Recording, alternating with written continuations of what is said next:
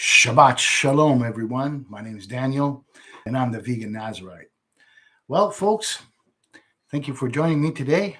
Uh, One of the most important parts of the Bible, if you ask me, but I'm biased. Um, Today, we're going to be reading uh, Naso Torah portion, which is where we find the Nazarite vow, a very important passage for me because considering that uh, it's the only place in the Torah where one can dedicate himself to Yah. Um, there's two people that are holy in the Torah. You've got the Nazarite and you've got the Kohen, or the priest. Now we know that the priesthood was basically from the tribe of Levi, which was also Moses and Aaron's tribe.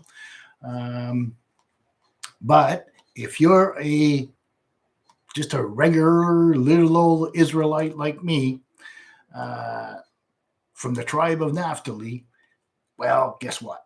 The only way that you can, I'm not going to say make myself holy, because that's not what it's all about. The only way you can, here's a better word, the only way you can dedicate yourself with a little bit of a higher dedication than the rest of the Israelites is through the Nazarite vow in Numbers chapter 6. So that said, it's my Nazarite Awareness Week, and Hebrew Nazarite, I'm giving you all the credit. I have another Nazarite, Hebrew Nazarite, that's on YouTube. But he does his Torah readings a little bit more in a traditional fashion, which is basically starts and ends at Sukkot. I start my Torah readings at the new biblical year, which is a couple of weeks before Passover. So we're a little offset, but we both give ourselves to Yahweh, the Eternal One, the God of Isaac, Jacob, and Abraham, basically through the same vow. Remember, the Torah is sealed. So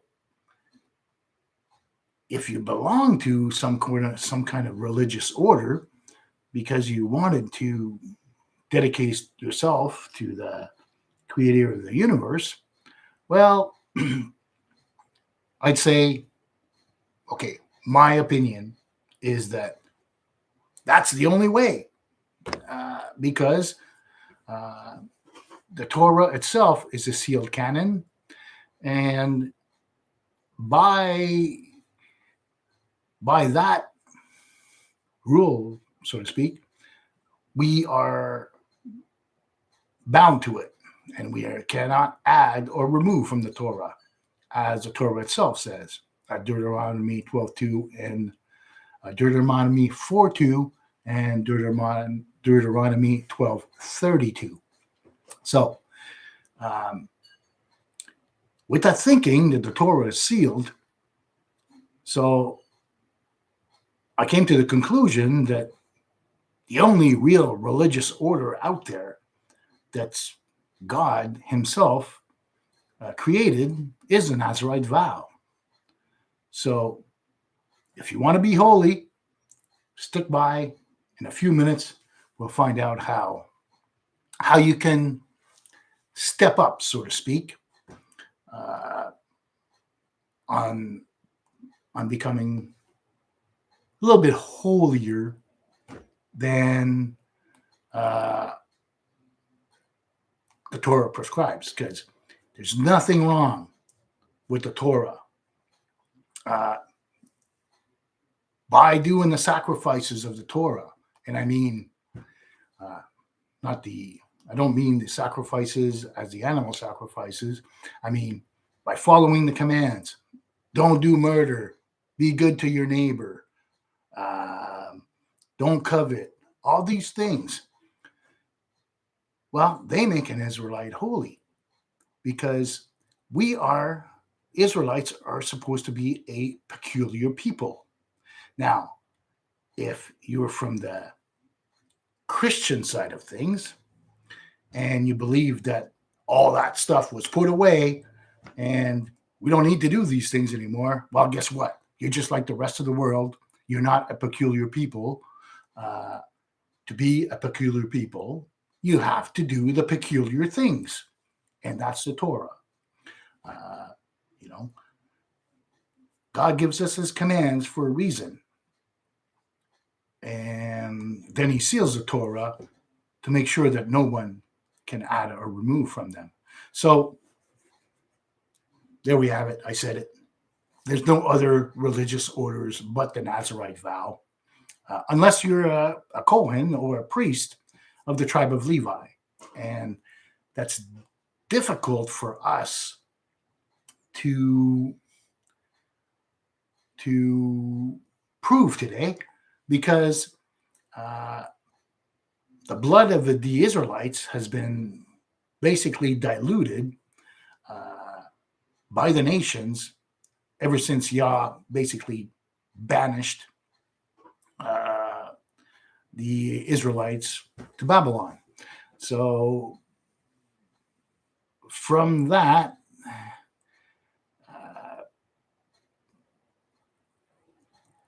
two things we can wonder.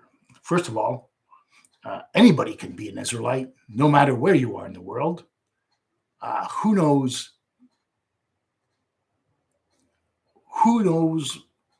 where your ancestors, if there was one ancestor of any of the tribes of Israel, well, guess what? You have some Hebrew blood. Now, there's no way for us to know. I guess we could through genetics, but even that may not exactly quantify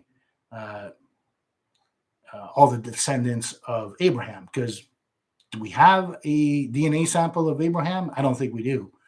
And if we did, of course we could use DNA, but I don't think we do. So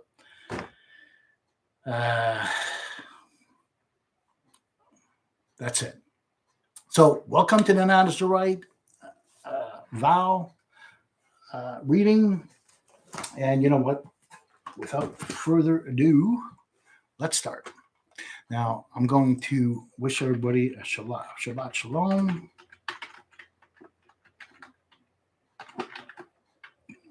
In chat. And today,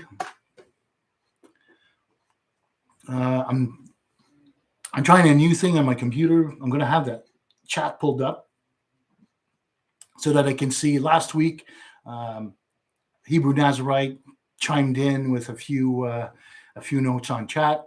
Thank you for that, Hebrew Nazarite, my brother from another mother. But this week, at least, last week I completely missed it, which is not good.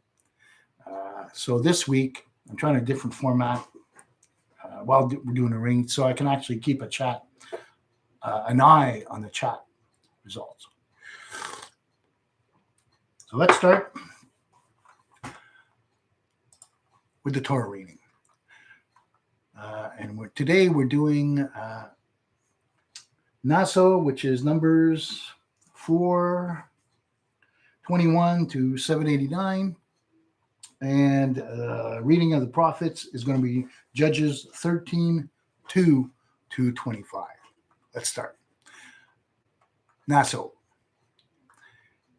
And the Lord spoke unto Moses, saying, Take the sum of the sons of Gershon also by their fathers' houses, by their families, from 30 years old and upwards until 50 years old, thou shalt number them, all that enter in to wait upon the service, to do the service in the tent of meeting. This is a service of the family of the Gershonites. In serving and in bearing burdens, they shall bear the curtains of the tabernacle and the tent of meeting, its coverings, and the coverings of the sealskin that is above upon it, in the screen for the door of the tent of the meeting, and the hangings of the court, and the screen for the door of the gate of the court, which is by the tabernacle, and by the altar round about, and their cords, all the instruments of the service, and whatsoever there may be to do with them, therein shall they serve.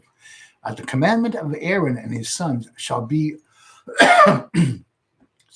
all the service of the sons of the Gershonites, and all their burdens, and all their service, and ye shall appoint unto them in charge all their burden. This is a service of the families of the sons of the Gershonites in the tent of meeting, and their charge shall be under the hand of Ithamar, the son of Aaron, the priest. As for the sons of Merari, thou shalt number them by their families, by their fathers' houses. From 30 years old and upwards, even unto 50 years old, shall thou number them, every one that entereth upon the service to do the work of the tent of meeting. And this is the charge of their burden, according to all their service in the tent of meeting: the boards of the tabernacle, and the bars thereof, and the pillars thereof, and the sockets thereof, and the pillars of the court round about, and their sockets, and their pins, and their cords, even all their appurtenance, and all that pertaineth to their service. And by name you shall appoint the instruments of charge of their burden. This is the service of the families of the sons of Merari, according to all their service in the tent of meeting, under the hand of Ithamar, the son of Aaron, the priest. And Moses and Aaron and the princes of the congregation numbered their sons of the Kohathites by their families and by their father's house, from 30 years old and upwards, even unto 50 years old, every one that entered upon the service for the service in the tent of meeting. And those that were numbered of them by their families were 2,750. These are they that were numbers of the families of the Kohathites, all that did serve in the tent of meeting, whom Moses and Aaron numbered according to the commandment of the Lord by the hand of Moses. And those that were numbered of the sons of Gershon by their families and by their father's house, from 30 years old and upwards unto 50 years old, every one that entered upon the service for service in the tent of meeting, every one of those that were numbered of them by their families, by their fathers' houses, were 2,630. These are they that were numbered of the families of the sons of Gershon, all that did serve in the tent of meeting, whom Moses and Aaron numbered according to the commandment of the Lord. And those that were numbered of the families of the sons of Merari, by their families, by their fathers' houses, from 30 years old and upwards, even unto 50 years old, every one of them that entered upon the service for service in the tent of meeting, even those that were numbered of them by their families, were 3,200. These are they that were numbered, all the families of the sons of Merari, whom Moses and Aaron numbered according to the commandment of the Lord by the hand of Moses. All that were numbered of the Levites, whom Moses and Aaron and the princes of Israel numbered by their families and by their fathers' houses, from 30 years old and upwards unto 50 years old, every one that entered in to do the work of service and the work of bearing burdens in the tent of meeting, even those that were numbered of them, were 8,540. According to the commandment of the Lord, they were appointed by the hand of Moses, every one to his service and for his burden, and they were numbered as the Lord commanded Moses. Numbers chapter 5.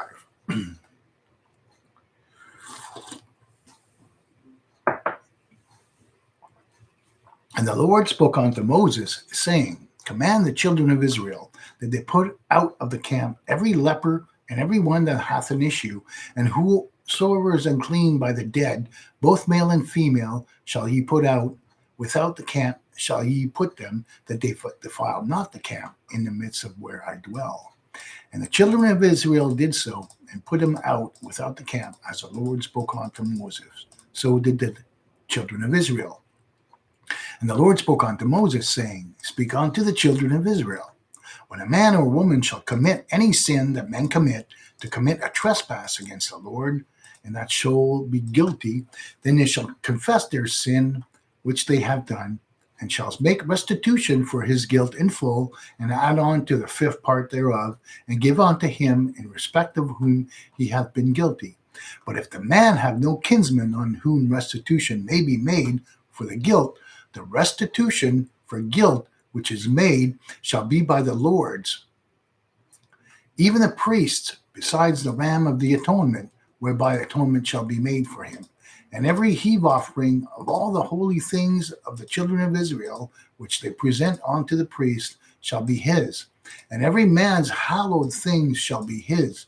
Whatsoever any man giveth the priest, it shall be his. And the Lord spoke unto Moses, saying, Speak unto the children of Israel, and say unto them, If any man's wife go aside and act unfaithfully against him, and a man lie with her carnally, and it be hid from the eyes of her husband, she being defiled secretly, and there be no witness against her, neither is she be taken in the act, and the spirit of jealousy come upon him, and he be jealous of his wife, and she be defiled, or the spirit of jealousy come upon him, and he be jealous of his wife, and she be not defiled, then let the man bring his wife unto the priest, and shall bring her an offering for her, the 10th part of an ephah of barley meal. He shall put no oil upon it, nor put frankincense thereon, for it is a meal offering of jealousy, a meal offering of memorial, bringing iniquity to remembrance. And the priest shall bring her near and set her before the Lord. And the priest shall take holy water in an earthen vessel, and of the dust that is on the floor of the tabernacle, the priest shall take and put it into the water. And the priest shall set the woman before the Lord, and let the hair of the woman's head go loose, and put the meal offering of memorial in her hands, which is the meal offering of jealousy. And the priest shall have in his hands the water of bitterness that causeth the curse.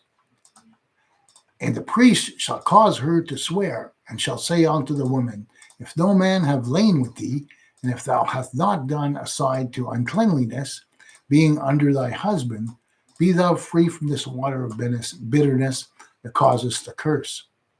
But if thou hast gone aside, being under thy husband, and if thou be defiled, and some man have lain with thee besides thy husband, then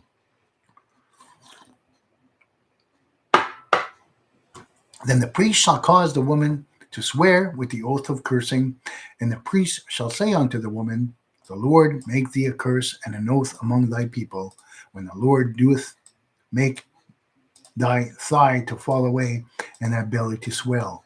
And the water that causeth the curse shall go into thy bowels, and make thy belly to swell, and thy thigh to fall away.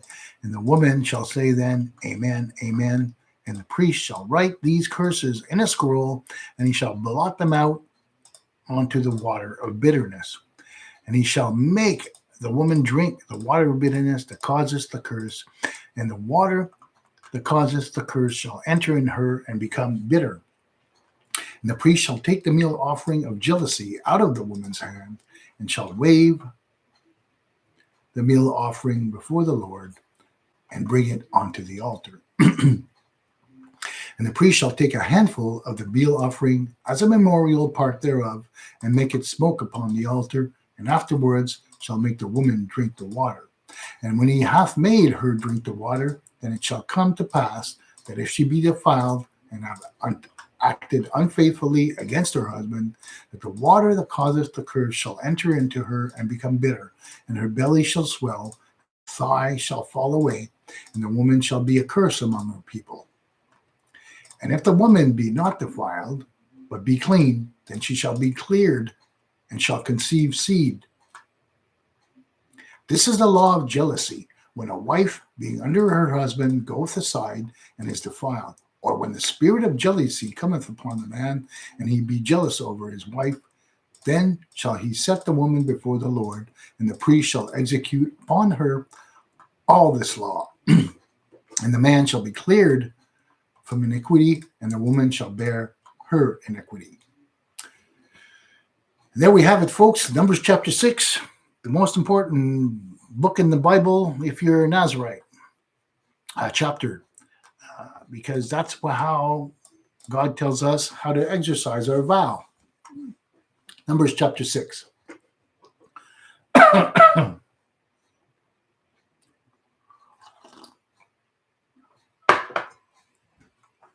And the Lord spoke unto Moses, saying, Speak unto the children of Israel, and say unto them, When either a man or woman shall clearly utter a vow, the vow of a Nazarite, to consecrate himself unto the Lord, he shall abstain from wine and strong drink. He shall drink no vinegar of wine or vinegar of strong drink, neither shall he drink any liquor of grapes, nor eat fresh grapes or dried. All the days of his Nazariteship shall he eat nothing that is made of the grapevine,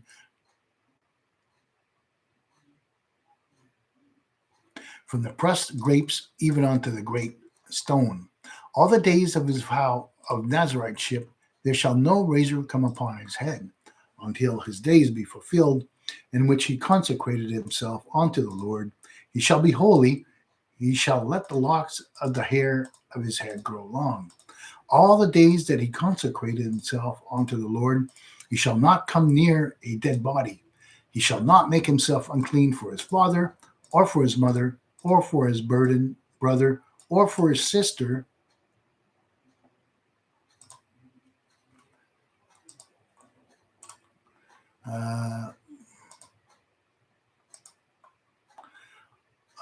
when they die, because his consecration unto God is upon his head. All the days of his Nazariteship he is holy unto the Lord. And if any man die very suddenly by him, and he defile his consecrated head, then he shall save his head in the day of his cleansing, and on the seventh day he shall shave it. And on the eighth day he shall bring 2 turtle doves or 2 young pigeons to the priest to the door of the tent of meeting. And the priest shall prepare one for a sin offering, and the other for a burnt offering, and make atonement for him. For he that sinned, for that he sinned by reason of the dead, and he shall hallow his head that same day. And he shall consecrate unto the Lord the days of his Nazariteship, and shall bring a he lamb of the first year for a guilt offering, but the former days shall be void, because his consecration was defiled. And this is the law of the Nazarite. When the days of his consecration are fulfilled, he shall bring unto the door of the tent of meeting, and he shall present his offering unto the Lord, 1 he lamb of the first year without blemish for a burnt offering, and 1 ewe lamb of the first year without blemish for a sin offering, and 1 ram without blemish for peace offerings, and a basket of unleavened bread, cakes of fine flour mingled with oil, and unleavened wafers spread with oil, and their meal offering and their drink offerings.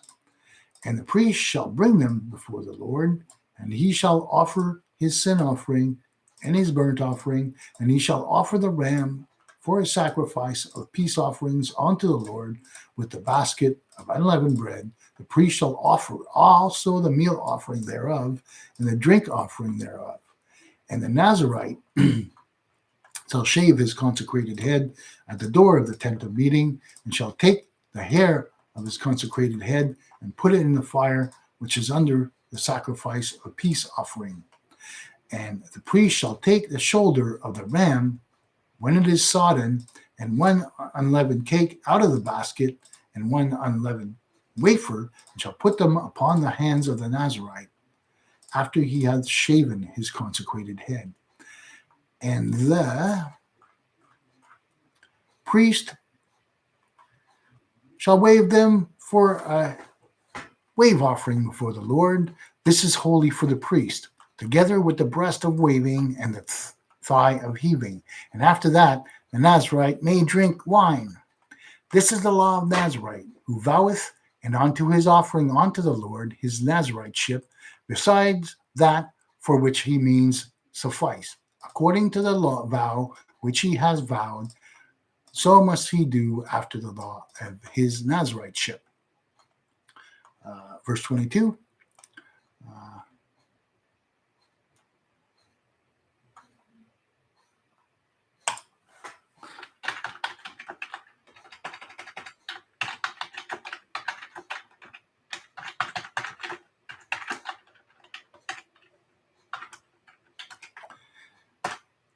and there we go. My counterpart, Hebrew Nazarite, just checked in. I just welcomed him, gave him a thanks for dropping by on chat. Let's go back to the Torah. This is the law of the Nazarite. And the Lord spoke unto Moses, saying, Speak unto Aaron and his sons, saying, On this wise you shall bless the children of Israel. You shall say unto them, The Lord bless thee and keep thee. The Lord make his face shine upon thee and be gracious upon thee. The Lord lift up his countenance upon thee and give you peace. So shall they put my name upon the children of Israel, and I will bless them. So we're reading up to today, 789. Okay, I didn't realize Numbers chapter 7 was so long.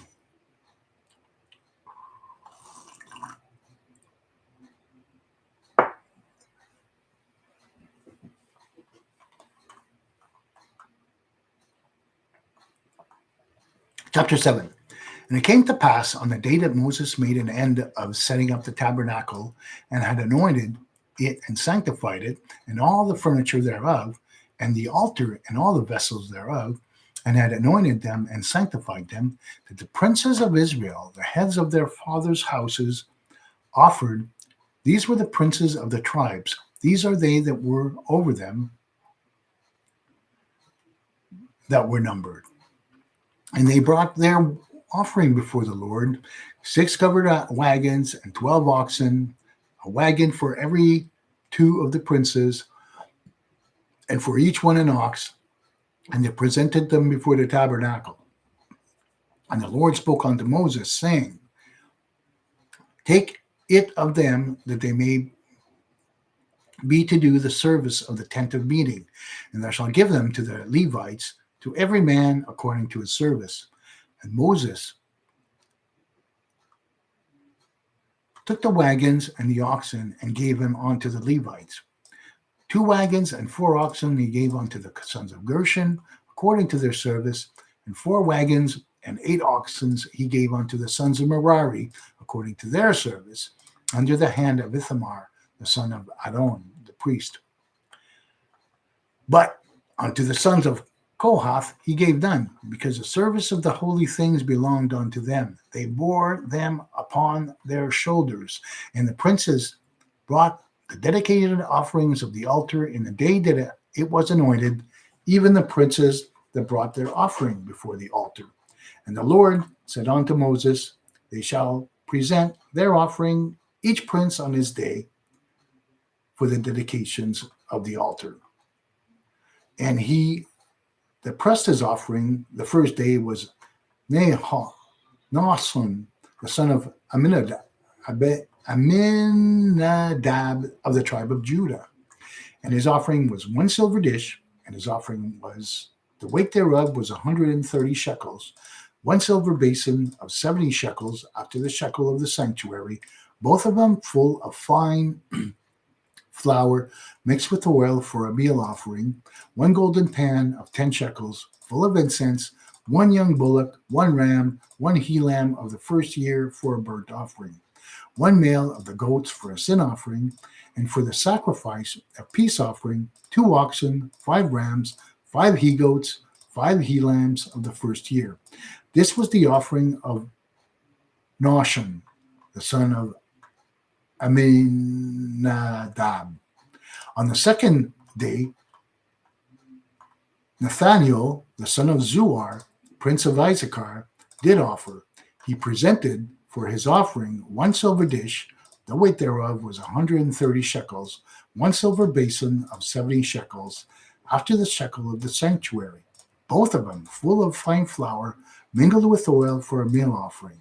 1 golden pan of 10 shekels, full of incense. 1 young bullock, 1 ram, 1 he lamb of the first year for a burnt offering. 1 male of the goats for a sin offering, and one of the and for the sacrifice of the peace offerings, 2 oxen, 5 rams, 5 he goats, 5 he lambs of the first year. This was the offering of Nathaniel, the son of Zuar. On the third day, Eliab, son of Helon, prince of the children of Zebulun, his offering was 1 silver dish. The weight thereof was 130 shekels. 1 silver basin of 70 shekels after the shekel of the sanctuary. Both of them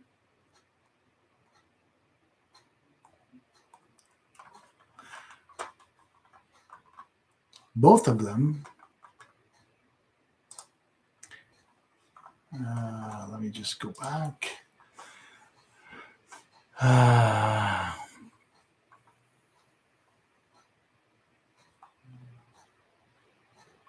Both of them full of fine flour, mingled with oil for a meal offering. 1 golden pan of 10 shekels, full of incense. 1 young bullock, 1 ram, 1 he lamb of the first year for a burnt offering. 1 male of the goats for a sin offering, and for the sacrifice of peace offering, 2 oxen, 5 rams, 5 he goats, 5 he lambs of the first year. This was the offering of Eliab, the son of Helon. Just gonna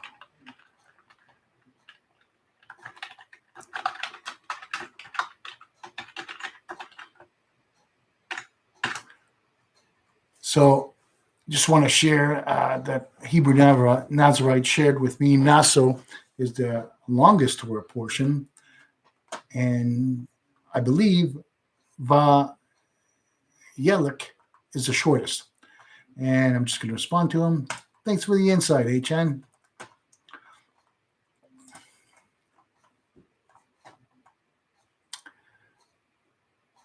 On the fourth day, Elizur, son of Sheder, prince of the children of Reuben, his offering was 1 silver dish. The weight thereof was 130 shekels. 1 silver basin of 70 shekels after the shekel of the sanctuary, both of them full of fine flour, mingled with oil for a meal offering.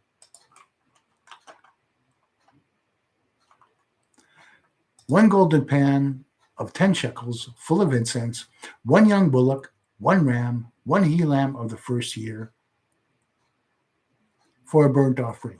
1 male of the goats for a sin offering, and for the sacrifice of peace offerings, 2 oxen, 5 rams, 5 he goats, 5 he lambs of the first year. This was the offerings of Elizur, the son of Sheder. On the fifth day, Shelumiel, the son of Jerishadai, prince of the children of Simeon, his offering was 1 silver dish. The weight thereof was 130 shekels. 1 silver basin of 70 shekels after the shekel of the sanctuary, both of them full of fine flour, mingled with oil for a meal offering.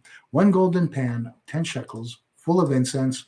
1 young bullock, 1 ram, 1 he lamb of the first year for a burnt offering. 1 male of the goats for his sin offering.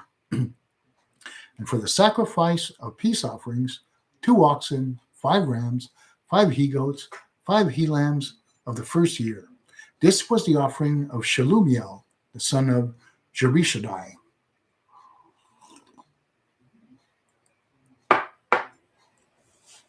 On the sixth day, Eliasaphat, the son of Deuel, prince of the children of Gad, his offering was 1 silver dish. The weight thereof was 130 shekels. 1 silver basin of 70 shekels after the shekel of the sanctuary, both of them full of fine flour mingled with oil for a meal offering. 1 golden pan of 10 shekels, full of incense. 1 young bullock, 1 ram, 1 he lamb of the first year for a burnt offering. 1 male of the goats for a sin offering. And for the sacrifice of peace offerings, 2 oxen, 5 rams, 5 he goats, 5 he lambs of the first year. This was the offering of Eliasaphat, the son of Deuel. On the seventh day, Elishama, the son of Aminahud, prince of the children of Ephraim. His offering was one silver dish,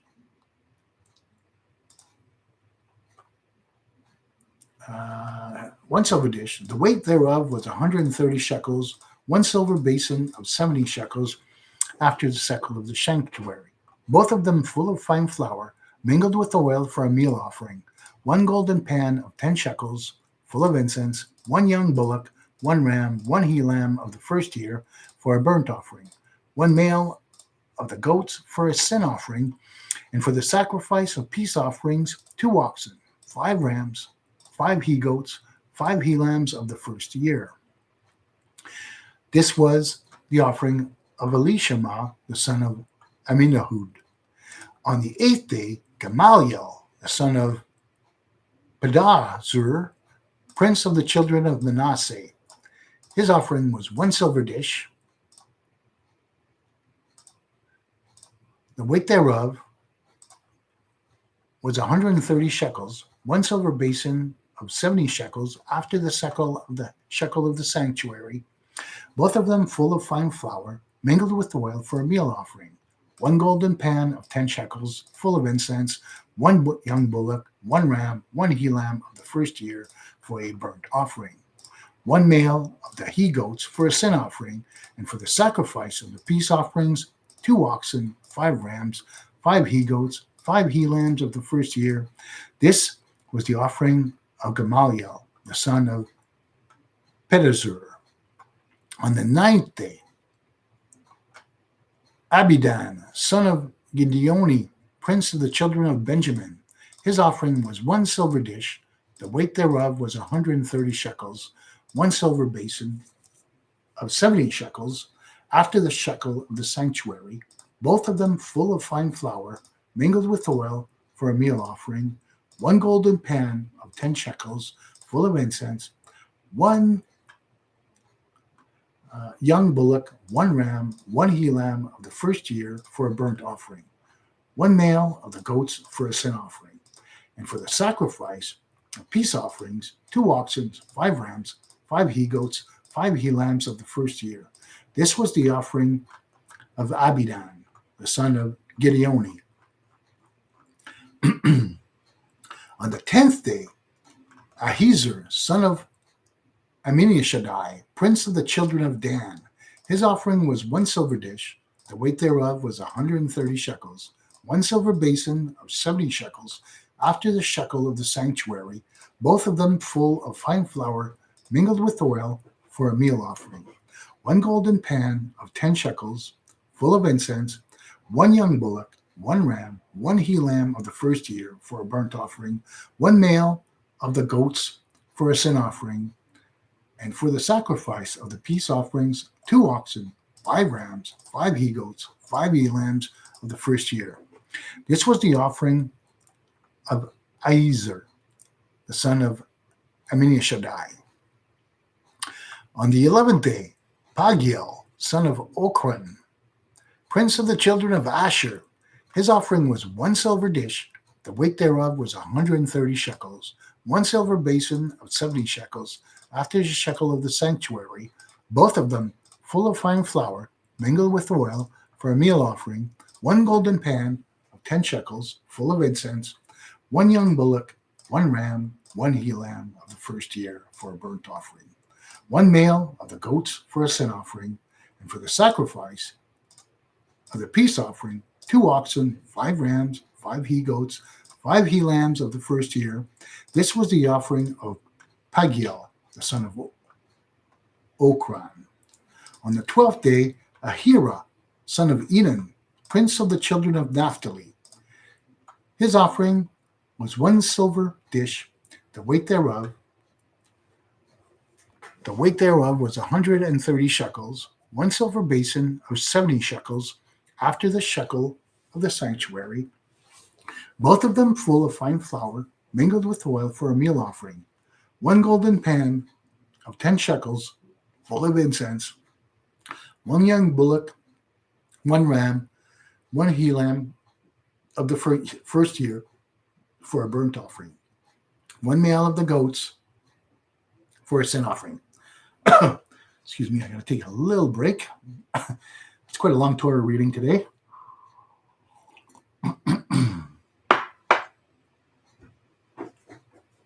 One male of the goats for a sin offering, and for the sacrifices of peace offering, 2 oxen, 5 rams, 5 he-goats, 5 he-lambs of the first year.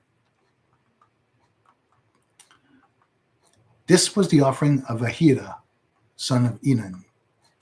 This was a dedication offering of the altar in the day when it was anointed at the hands of the princes of Israel. 12 silver dishes, 12 silver basins, 12 golden pans, each silver dish weighing 130 shekels, and each basin 70, and all the silver of the vessels 2,400 shekels after the shekel of the sanctuary. 12 golden pans full of incense weighing 10 shekels apiece after the shekel of the sanctuary. All the gold of the pans 120 shekels. All the oxen for the burnt offerings 12 bullocks, the rams 12, the he-lambs of the first year 12, and their meal offering, and the males of the goats for a sin offering 12, and all the oxen for the sacrifice of the peace offerings 20, and 4 bullocks, the rams 60, the he-goats 60, the he-lambs of the first year 60. And this was the dedication offering of the altar. After that, it was anointed. And when Moses went into the tent of meeting that he might speak with him, then he heard the voice speaking unto him from above the ark cover that was upon the ark of the testimony, from between the 2 cherubim, and he spoke unto him. Whew. So there we have it, folks. Today's Torah reading, Naso. I've already commented quite significantly on the Nazarite vow, so I'm not going to go too much more in details. I did highlight one thing. When I'm reading, if something comes to me with a little bit more focus, I usually highlight it. And okay, so I want to share with you a little bit more on the Nazarite vow. And this is something that I actually had to meditate for a really, really long time. So I'm in Numbers 6, verse 6 on to number 7. I'm just going to repeat the verse. The Lord, all the days of it that he consecrated himself unto the Lord, he shall not come near a dead body. He shall not make himself unclean for his father, or for his mother, or for his brother, or for his sister when they die, because the consecration of his God unto God is upon his head. So, for the longest time, I didn't understand why this verse was there, and it's only lately, a few months ago, reading the vow over, and another Torah reading of a few months back. Why is this actually in there? Well, I found the reason. There's 2 people who are holy unto the Lord from the tribes of Israel. One is the Nazarite, and the other is the priest. Well, the priest in the Torah is actually allowed to defile himself for members of his family, whether his wife, father, mother, children, whatever. The priest is actually allowed to defile himself, to touch the dead body. Obviously, he is unclean after that, and he has to do the 8-day ritual of purification. And that's why these verses are there. The Nazarite is not allowed to defile himself on purpose. He is to remain holy and not touch a dead body even if it is members of his family.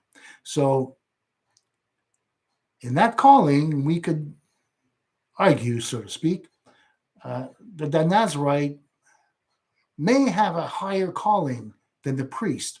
And that only makes sense because the priests were basically by blood. They were all from the tribe of Levi, whereas the Nazarite is by choice. So it only makes sense that the creator of the universe asks his own that are by choice a slightly higher calling. Anyways, that's my take on it. Uh, um, if you agree, disagree, you know what? Uh, People have been arguing about the Torah for thousands of years, and I'm sure this is not going to be no different. Doesn't mean that I'm a Nazarite, I'm 100% right. Doesn't mean that a priest is 100% right. Uh, we are teachers, and we teach with what we have. I mean, obviously, an older Nazarite might have more insight than I, or a more, shall we say, uh, a person better versed in the Torah may have a different idea. We all have to teach what we have. And I think I'm a 4 or 5 year old Nazarite from this point. So, but anyways, this is all I really wanted to focus on because this is something I learned very recently, maybe a month ago or two at the most, because I couldn't understand why that verse was there. And it's only when I read that the Kohen or the priests are allowed to defile themselves. So now, God in the Torah tells his Nazarites, well, the priests can defile themselves, but you guys can't. So there we go. So stay away from graves, stay away from dead bodies, stay away from, in the case of the Nazarite, you also have to stay away from your deceased family members. And I just want to add one more thing. You might think that that's pretty severe for God not to ask his holy men and women not to defile themselves for their families. And I'm just going to add some little words of Yeshua here.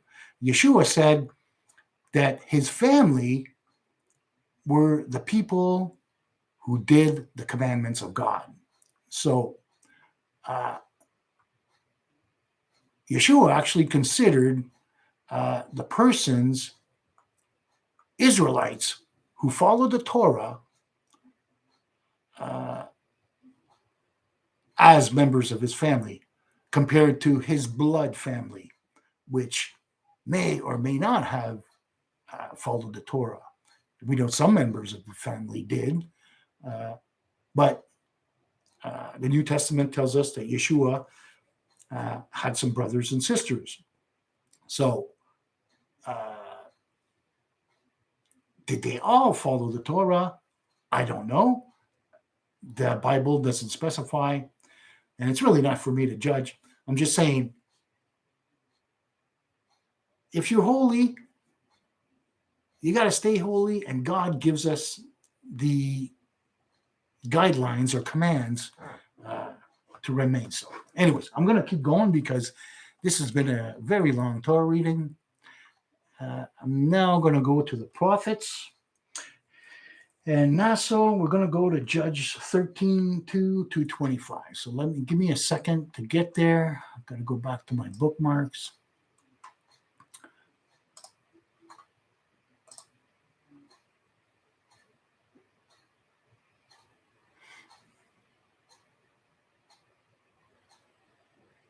So Judges 13:2 sounds like we're going to probably be talking about Samson. 13:2.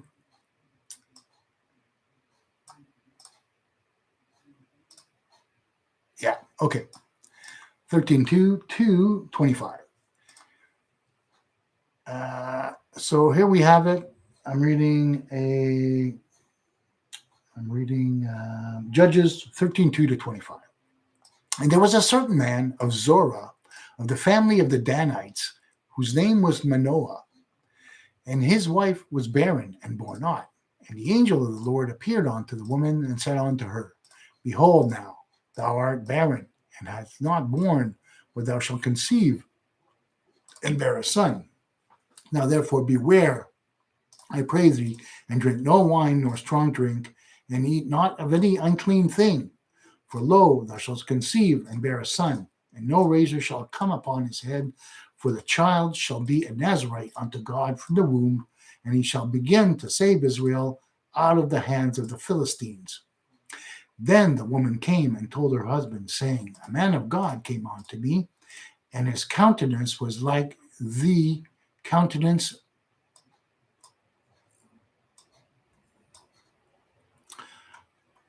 of an angel of God, very terrible. And I asked him not whence he was, neither told me his name. But he said unto me, Behold, thou shalt conceive and bear a son. And now drink no wine nor strong drink, and eat not of any unclean thing. For the child shall be a Nazarite unto God from the womb unto the day of his death. Then Manoah entreated the Lord and said, O Lord, I pray thee, let the man of God whom thou didst send come again unto us, and teach us what we shall do to the child that shall be born. And God hearkened unto the voice of Manoah, and the angel of God came again unto the woman as she sat in the field, but Manoah, her husband, was not with her. And the woman made haste and ran and told her husband, and said unto him, Behold, the man appeared unto me that came into me that day. And Manoah arose and went after his wife, and came to the man, and said unto him, Art thou the man that spoke it unto the woman? He said, I am. 225. And Manoah said, Now, when thy word cometh to pass, what shall be ruled for the child, and what shall he be done with him? And the angel of the Lord said unto Manoah, Of all that I said unto the woman, let her beware. She may not eat of anything that cometh of the grapevine, neither let her drink strong wine or drink, or eat any unclean thing. All that I had commanded her to observe. And Manoah said unto the angel of the Lord, I pray thee, let us detain thee, that we make ready a kid for thee. And the angel of the Lord said unto Manoah, Though thou detain me, I will not eat of thy bread, and thou wilt make ready for a burnt offering. Thou must offer it unto the Lord. For Manoah knew not that he was the angel of the Lord.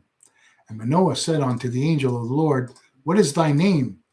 When thy words come to pass, that we may honor thee. And the angel of the Lord said unto him, Wherefore askest thou after my name, seeing it is hidden? So Manoah took the kid with the meal offering and offered it upon the rock upon the Lord. And the angel did wondrously, and Manoah and his wife looked on. For it came to pass, when the flame went up towards heaven from off the altar, that the angel of the Lord ascended in the flame of the altar, and Manoah and his wife looked on, and they fell on their faces to the ground. But the angel of the Lord did not more appear to Manoah and his wife.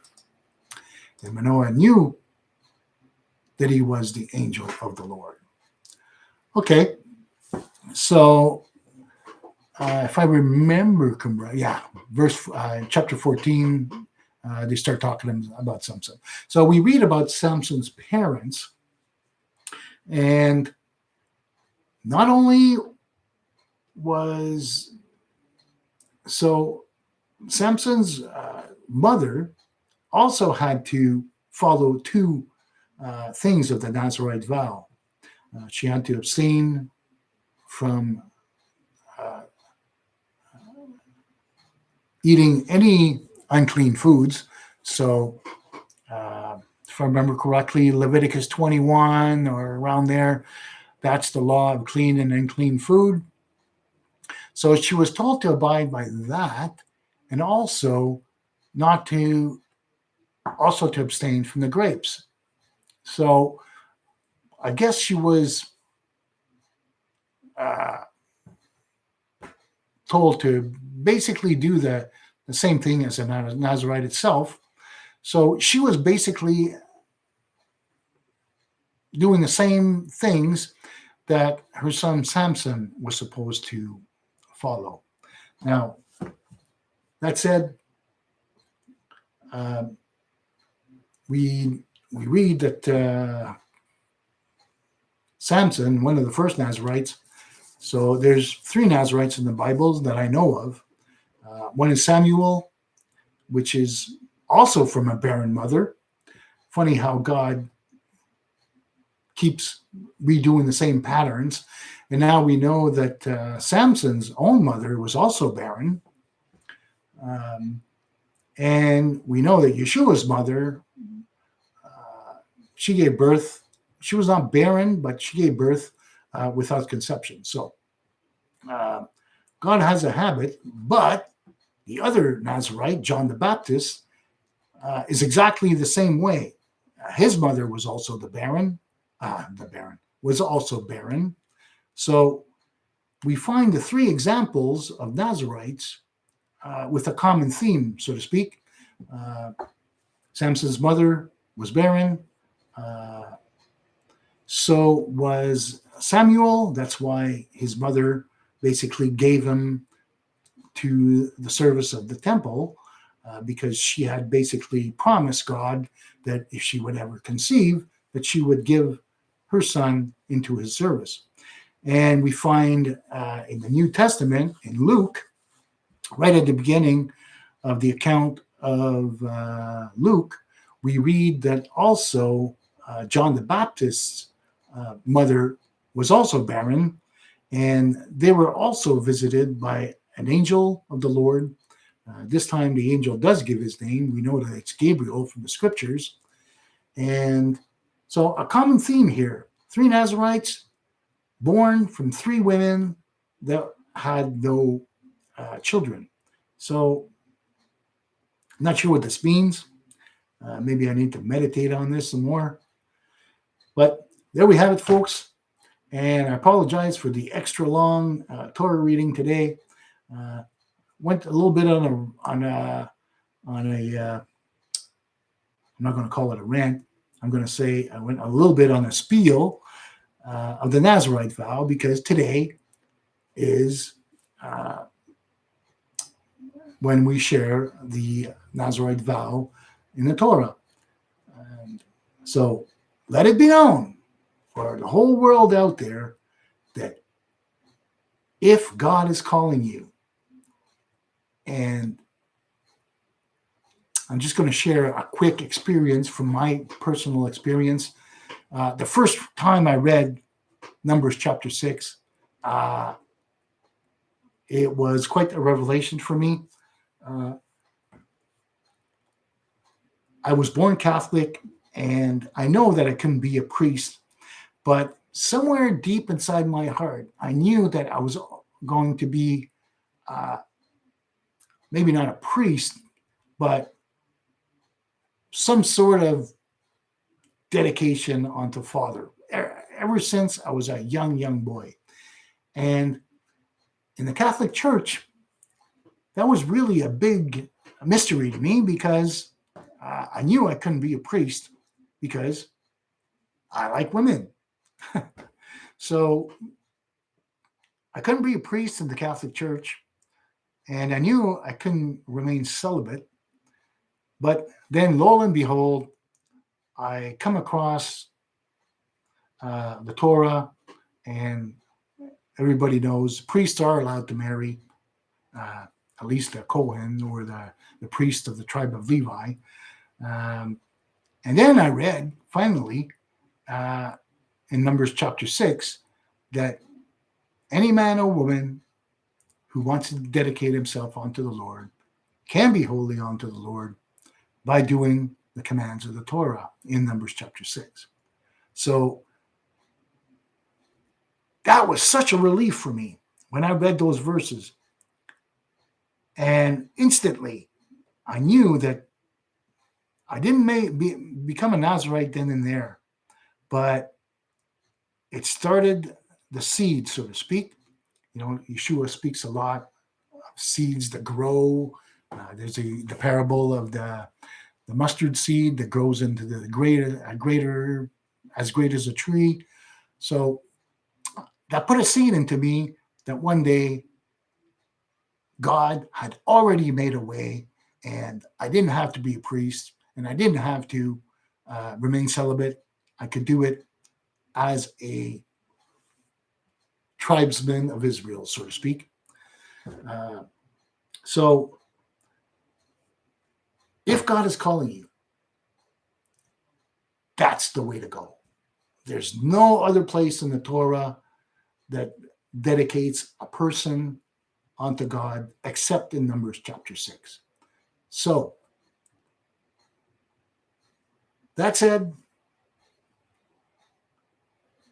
I'm going to end with the priestly blessing that we just read.